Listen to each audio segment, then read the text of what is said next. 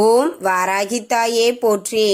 அனைவருக்கும் வணக்கம். நான் உங்கள் சாந்தி பேசுறேங்க. இன்றைய பதிவில் நாம என்ன பார்க்க போறோம் அப்படின்னு பார்த்தீங்கன்னா, காரடையான் நோன்பு உருவான வரலாறு, காரடையான் நோன்பு முறைப்படி விரதம் எப்படி இருக்க வேண்டும், வழிபடும் நேரம் என்ன, நோன்பு கயிறு மாற்றும் நேரம் என்ன, நெய்வேத்தியம் என்ன வைக்கணும் அப்படிங்கிறத பத்தி தெளிவாக நம்ம இந்த பதிவில் பார்க்கலாம். இப்போ பார்த்தீங்கன்னா, சாவித்திரியும் சத்தியவானும் ஒரு அந்யோன்யமான ஒரு வாழ்க்கையை ஒத்துமையான ஒரு தம்பதிகளாக வாழ்ந்து வந்தார்கள்.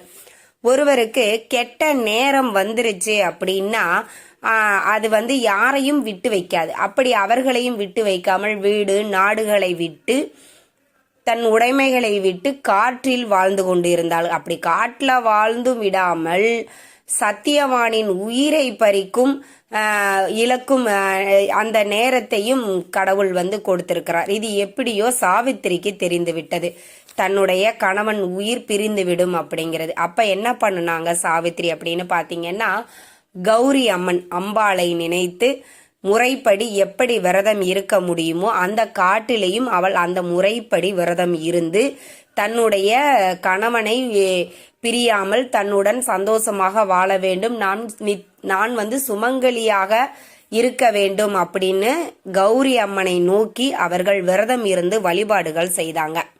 இப்படி சாவித்திரி செய்து கொண்டிருந்த போது இந்த கௌரி விரதம் இருந்ததின் பலனாக அவளுக்கு யமதர்மராஜன் வருவது அவளுடைய கண்களுக்கு தெரிந்தது. சத்தியவானு கண்ணுக்கு யமதர்மராஜன் தெரியவில்லை. ஆனால் சாவித்திரியினுடைய கண்ணிற்கு யமதர்மராஜன் வருவது தெரிந்தது. அப்படி யமதர்மராஜன் சத்தியவானின் உயிரை பறித்து கொண்டு யமலோகத்திற்கு செல்லும் போது சாவித்திரியும் அவருடன் என்னுடைய கணவனின் உயிரை திரும்ப கொடுத்து விடுங்கள் அப்படின்னு அவர்கிட்ட மன்றாடிக்கிட்டே அவர் கூடவே போறாங்க. அப்படியே போய்கிட்டே இருக்கும்போது யமலோகத்தின் வாசலுக்கே அந்த பெண் விட்டாள் அப்படிங்கிறது யமதர்மராஜனுக்கு உணர்ந்தது. ஒரு சாமானிய பெண்ணால இவ்வளவு தூரம் வர முடியாது, அவர்களுடைய கண்ணுக்கும் நான் தெரிய மாட்டேன். ஆனால் இப்பெண்ணின் கண்ணுக்கு தெரிந்தது மட்டுமல்லாமல் இவ்வளவு தூரம் என்னுடனேயே ஒரு மானுட பெண் வருவது இதுதான் முதல் தடவை. அம்மா, என்னை விட்டு விடுங்கள், நீ யார் என்பது எனக்கு புரிந்து விட்டது. உன்னுடைய கணவனின் உயிரை தவிர வேறு என்ன வேண்டுமானாலும் கேள், நான் தருகிறேன் அப்படின்னு யமதர்மராஜன் சாவித்திரியிடம் சொல்கிறார். அப்ப இந்த கௌரி விரதம் இருந்தாங்க இல்லைங்களா, அதன் பலனாக அவர்களுக்கு புத்தி கூர்மையும் கிடைத்து விட்டது. அப்படி மதிநுட்பத்தோடு அவர் எனக்கு சில வரங்களை நீங்க தரணும் அப்படின்னு சாவித்திரி யமதர்மராஜன் கிட்ட கேட்கிறாங்க. சரி, நீ என்னென்ன வரம் கேட்கிறியோ கேளு, நான் உனக்கு தருகிறேன் அப்படின்னு யமதர்மராஜன் வாக்கு கொடுத்து விட்டார். அப்போ சாவித்திரி கேட்கிறாங்க, இழந்த சொத்துக்கள் நாடுகள் எங்களுக்கு திரும்ப வேண்டும், இழந்த அரசர் பதவி வேண்டும், என் மாமனார் மாமியார்களுக்கு கண் பார்வை இல்லை, அவர்களுக்கும் கண் பார்வை மீண்டும் கிடைக்க வேண்டும், நான் பதிவிரதை, எனக்கு குழந்தை வரம் வேண்டும் அப்படின்னு யமதர்மராஜனிடம் இவ்வளவு கோரிக்கைகளையும் இவ்வளவு வரங்களையும் கேட்கிறார். அப்ப அவரு இந்த பெண்ணுகிட்ட இருந்து நம்ம தப்பிச்சா போதும் அப்படின்ற ஒரு அவசரத்துல தந்தோம் அப்படின்னு சொல்லிடுறாரு. அந்த அம்மா என்ன வரம் கேட்குறாங்க அப்படிங்கிறத கூட அவர் முழுசா கேட்காம நான் தந்துட்டேன், அவ்வாறே இருக்கட்டும் அப்படின்னு சொல்லவும் அவர் சத்தியவானின் உயிரை எடுத்துக்கொண்டு யமலோகத்திற்குள் செல்ல முற்படுகிறார். அப்ப சாவித்திரி சொல்கிறார், என்னுடைய வரங்களை பாதியை கொடுத்துட்டீங்க, மீதியை நீங்க எடுத்துட்டு போறீங்களேன்னு கேக்குறாங்க. மீதியா நான் என்ன எடுத்துட்டு போறேன் அப்படின்னு கேட்கும்போது, நான் பதிவிரதை பத்தினி, எனக்கு குழந்தை வர வேண்டும் அப்படின்னு சொன்னேனே, நீங்களும் கொடுத்தீங்க, என் கணவன் இல்லாமல் நான் எப்படி குழந்தை பெற்றுக்கொள்வது, எனக்கு எப்படி குழந்தை வரம் கிடைக்கும் அப்படின்னு கேட்க, அப்பதான் யமதர்மராஜனுக்கே புரிந்தது, இவள் என்ன கேட்கிறாள் என்று தெரியாமலேயே நம்ம வரத்தை கொடுத்து விட்டோமே அப்படின்னு சிவபெருமானை நோக்கி, சிவபெருமானே நான் இப்படி ஒரு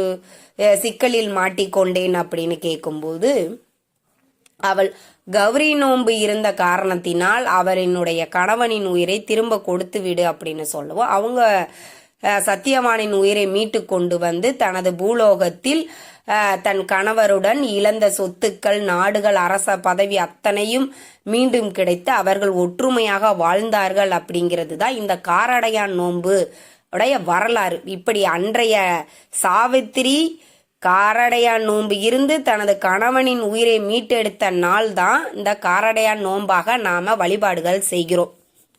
இப்படி கௌரி அம்மனை ஏன் வழிபாடு செய்யணும்? கௌரி அம்பாளுங்கிறவள் நித்திய சுமங்கலி. நித்திய சுமங்கலியால தான் நம்மளுக்கு தீர்க்க சுமங்கலி வரம் கொடுக்க முடியும். அதனாலதான் கௌரி அம்பாளை நாம அன்றைய தினம் வழிபாடுகள் செய்கிறோம். இதுதான் காரடையான் நோன்பு உருவான வரலாறு. அப்போ இத நம்ம முறைப்படி இந்த கௌரி விரதம் நம்ம எப்படி இருக்கணும்? சாவித்திரி விரதம், கௌரி அம்மன் விரதம், காரடையான் விரதம் இவ்வளவு பேர்களையும் சொல்லி வைப்பாங்க. இப்ப அத முறைப்படி நாம எப்படி இருக்கணும் அப்படின்னா, காலையிலேயே நீங்க எந்திரிச்சு குளிச்சுட்டு இந்த காரடையான் நோன்புக்கு அப்படிங்கிற சில பொருட்கள்லாம் நம்மளுக்கு தேவைப்படுகிறது. அப்படி நம்ம அதெல்லாம் காலையிலேயே நீங்க ரெடி பண்ணி வச்சுக்கணும். இப்ப நான் உங்களுக்கு வியாழக்கிழமை வருகிறது 14/3/2024 வியாழக்கிழமை நம்மளுக்கு இந்த காரடையான் நோன்பு வருகிறது. அப்படி இந்த காரடையான் நோன்பு எப்ப ஆரம்பிக்குது அப்படின்னு பார்த்தீங்கன்னா, வியாழக்கிழமை காலை 6:40 முதல் மதியம் 12:45 மணி வரை நம்மளுக்கு இந்த காரடையான் நோன்பு அப்படிங்கிறது இருக்குது. ஆக நோன்பு நம்ம படைக்கிறோம் அப்படின்னா காலையில 7:30 மணிக்கு மேல நீங்க இந்த காரடையான் நோன்பு அப்படிங்கிறத நீங்க படையல் போட்டு நீங்க வழிபாடுகள் செய்யலாம். என்னென்ன செஞ்சு வைக்கணும் அப்படின்னு பார்த்தீங்கன்னா, கார அடை, வெள்ளை அடை, காராமணி அப்படிங்கிற ஒரு பயிர் வகையை சேர்த்து காட்டில், ஏன்னா சாவித்திரி எல்லா சொத்துக்களையும் நாடுகளையும் இழந்து காட்டில் தான் குடியிருந்தாங்க. அப்ப அங்கு என்ன பொருட்கள் கிடைக்குமோ அதை கொண்டு நெய்வேத்தியமாக செஞ்சு இந்த கௌரி அம்மன் விரதம் இருந்தாங்க அப்படிங்கிறது தான் வரலாறு. ஆக நாமளும் இந்த கார அடை, வெள்ளை அடை, இந்த காராமணி பயிரை வேக வச்சு அந்த அடையை செஞ்சு வச்சுக்கோங்க. இது சும்மா நிறைய செய்யணும்லாம் அவசியம் இல்லை. ஒரு 2 செஞ்சு வச்சா கூட உங்களுக்கு போதுமானது. வெத்தலை பாக்கு, பழம், தேங்காய் எல்லாம் ரெடி பண்ணி வச்சுக்கோங்க. நோம்பு சரடு. இந்த நோம்பு சரடு அப்படிங்கிறது ஒன்றும் இல்லைங்க, மெலிசா கயிறு இருக்கும். அதுல மல்லிகை பூ வைத்து அந்த நோம்பு சரடை வச்சிடணும். வச்சுட்டு இதெல்லாம் தயார் பண்ணி நீங்க வச்சிடணும். வச்சுட்டு நீங்க என்ன பண்ணணும் அப்படின்னா, உங்க பூஜை அறைகள்ல கௌரி அம்மன் படம் இருக்குது அப்படின்னா அதையே நீங்க வச்சுக்கலாம். இல்லை எங்கிட்ட அந்த படமெல்லாம் இல்லைங்க அப்படின்னா, மீனாட்சி அம்மன் படம் இருக்குதா, காமாட்சி அம்மன் படம் இருக்குதா, மாரியம்மன் படம் இருக்குதா, இல்லை சமயபுரத்து மாரியம்மன் படம் இருக்குதா, ஏதோ ஒரு அம்மன் படம் உங்கள் வீட்டில் இருக்கும் இல்லைங்களா, அந்த அம்பாள் படத்தை நல்லா முழுவதுமா சுத்தம் பண்ணி மஞ்சள் குங்குமம் வச்சு என்ன மலர்கள் உங்களுக்கு கிடைக்குதோ அதை கொண்டு நல்லா அலங்காரம் பண்ணிட்டு ஒரு நெய் தீபம் ஏற்றி வச்சுக்கோங்க. ஏற்றி வச்சுட்டு இப்போ நான் சொல்லியிருக்கிற இந்த கார அடை, வெள்ளை அடை இருக்குது இல்லைங்களா, இந்த நெய்வேத்தியங்களையும் வச்சுக்கோங்க. இந்த நோன்பு சரடையும் வச்சுட்டு நீங்க தீபதூப ஆராதனையெல்லாம் காட்டிட்டு அம்பாளை மனதார பிரார்த்தனை பண்ணிக்கோங்க. நான் என்றைக்கும் தீர்க்க சுமங்கலியாக இருக்க வேண்டும், என்னுடைய கணவனின் ஆயுள் நீடித்து இருக்க வேண்டும் அப்படின்னு மனதார உள்ளமுருக கௌரி அம்மனை பிரார்த்தனை பண்ணிட்டு உங்க பூஜையை முடிச்சுக்கலாம். இந்த நோன்பு கயிறு மாற்றும் நேரத்தையும் நான் சொல்லிடுறேன்.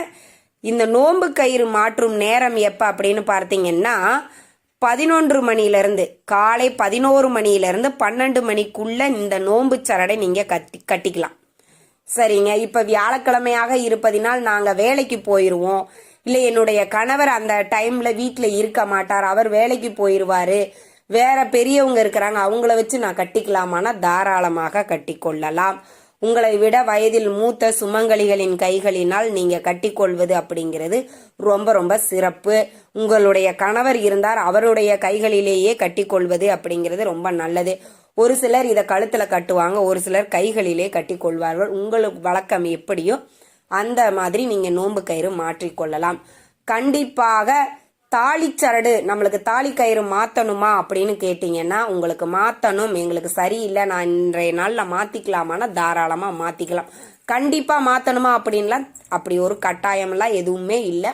உங்களுக்கு தாலி கயிறு மாற்ற வேண்டும் அப்படின்னு விருப்பம் இருக்குது அப்படின்னாலே இந்த காலை நேரத்தை 11 மணியிலிருந்து 12 மணிக்குள்ளாக நீங்க மாத்தி கொள்ளலாம், ஒன்றும் தப்பில்லை. இப்போ நாங்கள் 7:30 இதெல்லாம் படைச்சு கும்பிட்டுட்டு வேலைக்கு போயிட்டோங்க. வேலைக்கு போன இடத்துல நாங்கள் எடுத்துட்டு போய் இந்த நோன்பு சரடை இந்த டைம்ல கட்டிக்கலாமா அப்படின்னு கேட்டிங்கன்னா தாராளமாக கட்டிக்கலாம். நீங்கள் வேலைக்கு எடுத்துட்டு அந்த நோன்பு சரடையும் நீங்கள் உங்கள் பேக்கில் போட்டு எடுத்துட்டு போய்க்கோங்க.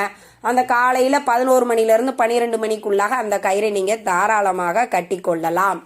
இவ்வாறு இந்த காரடையான் நோன்பு அப்படிங்கிறது நீங்கள் இருக்கணும். சரி, இப்போ நீங்க வந்துட்டு இந்த விரதமும் நாங்க இருக்கலங்க, நோன்பு சரடு கட்டுற பழக்கமும் எங்களுக்கு இல்லை, நாங்க என்ன செய்வது அப்படின்னு கேட்டீங்கன்னா, காலையில எழுந்திருச்சு நீங்க அந்த 7:30 மணிக்கு மேல ஒரு அம்பாள் படம் உங்க வீட்டுல கண்டிப்பா இருக்கும் இல்லைங்களா, அதை நல்லா அலங்காரம் பண்ணிக்கோங்க. ஒரு நெய் தீபம் ஏற்றிக்கோங்க. சரடு கட்டுற பழக்கம் இருக்குது அப்படின்னா வச்சுக்கோங்க. அதுவும் எங்களுக்கு கிடையாது அப்படின்னா அதையும் விட்டுடுங்க. மனதார நீங்கள் அம்பாளை நினைத்து மனமுருக பிரார்த்தனை பண்ணிக்கோங்க. நான் தீர்க்க சுமங்கலியாக இருக்க வேண்டும் அப்படின்னு நீங்கள் மனதார பிரார்த்தனை பண்ணிட்டு இந்த வழிபாடை கூட நீங்கள் நிறைவு செய்து கொள்ளலாம். உங்களுக்கு 2 முறையில் நான் சொல்லி இருக்கிறேன். எது உங்களுக்கு வசதியாக இருக்கிறதோ அதை நீங்கள் ஃபாலோ பண்ணி நீங்கள் வழிபாடுகள் செய்து கொள்ளலாம். நேரம் மட்டும் நீங்க கரெக்டா ஞாபகம் வச்சுக்கோங்க. வியாழக்கிழமையில நம்மளுக்கு காரடையான் நோன்பு வருகிறது. 6:40 மணி முதல் மதியம் 12:45 மணி வரை நம்மளுக்கு இந்த காரடையான் நோன்பு நேரம் அப்படிங்கிறது இருக்கிறது. நீங்க படையல் போடும் நேரம் காலை 7:30 மணிக்கு மேல நீங்க படையல் போட்டுக்கொள்ளலாம். கயிறு மாற்றும் நேரம் 11 மணியிலிருந்து 12 மணிக்குள்ளாக நீங்க கயிறு மாற்ற வேண்டும். இப்படி நம்ம நேரத்தை கணக்காக நம்ம பயன்படுத்தி மாலை நேரங்களில் உங்களால் முடிந்தால் அருகில் இருக்கக்கூடிய அம்மன் ஆலயங்களுக்கு சென்று தீபங்கள் போட்டு வழிபாடு செஞ்சுட்டு வாங்க. நிச்சயமாக தீர்க்க சுமங்கலி வரம் நம்மளுக்கு கண்டிப்பாக கிடைக்கும். இப்படித்தான் முறைப்படி நம்மளுடைய முன்னோர்களும் காரடையான் நோன்பு விரதம் இருந்து வழிபாடுகள் செய்தார்கள். நாமளும் அதன்படி விரதம் இருந்து கௌரி அம்மனின் அருளை பரிபூரணமாக பெற முடியும். நன்றி, வணக்கம்.